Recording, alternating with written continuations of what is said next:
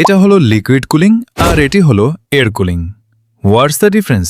Liquid cooling special liquid বা পানি পাইপের মাধ্যমে ঘুরিয়ে প্রসেসরের চরম গরম ভাব নিমিষেই দূর করে দেয়, যা দেখতেও দারুণ লাগে। আর এয়ার কুলিং মূলত একটি মেটাল হিটসিঙ্ক এবং ফ্যানের সাহায্যে বাতাস দিয়ে প্রসেসর ঠান্ডা রাখে, যা দামে বেশ সস্তা। এটা হলো মডিউলার পিএসইও আর এটি হলো non modular power supply. What's the difference?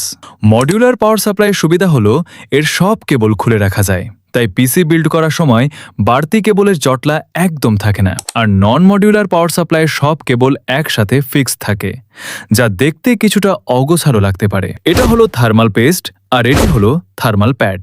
What's the difference?